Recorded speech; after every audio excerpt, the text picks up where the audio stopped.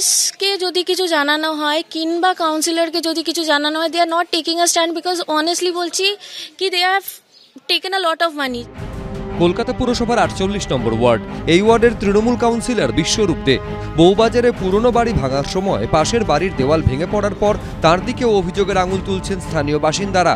Trinamool councillor এলাকায় পৌঁছলে তার সামনেই সরাসরি অভিযোগ জানান বাসিন্দারা।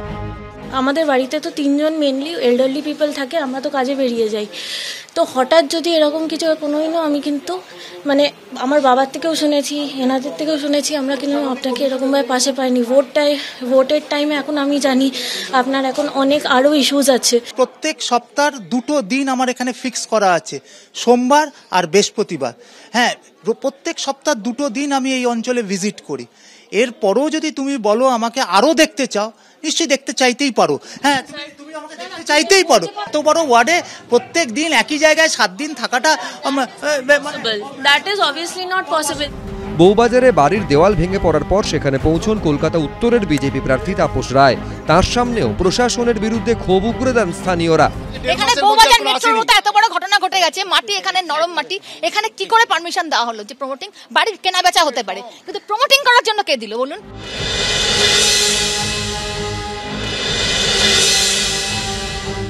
বেশ কিছু প্রমোটার তারা একটু লাগাম ছাড়া হয়ে গেছে, তারা যেমনটা ভাবছে তেমনটাই করছে।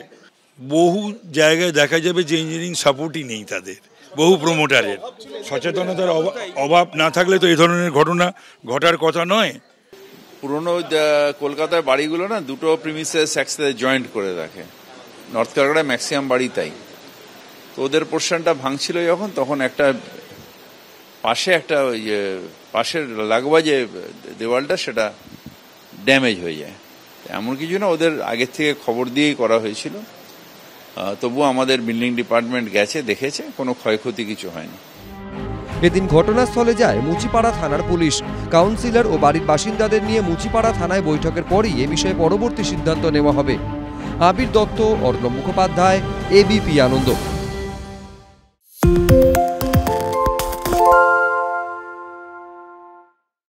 সত্য অন্তহীন, সত্যের খোঁজও তাই, সত্য সন্ধানে তাই আমরা অক্লান্ত, অকুতভয়। এবিপি আনন্দ নতুন ভাবনার প্রতীক, যা মনে মুক্ত, তথ্যে যুক্ত এবং যাবতীয় সীমানার বাঁধন থেকে মুক্ত।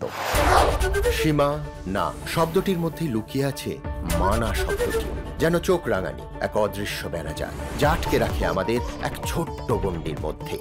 একমাত্র সঠিক খবরই গড়ে তুলবে এক মুক্ত সমাজ। সেই জগৎ গড়ার লক্ষ্যে কোনো সীমানার ঠুকুটি আমরা মানব না। এবিপি আনন্দ এগিয়ে থাকে, এগিয়ে রাখে।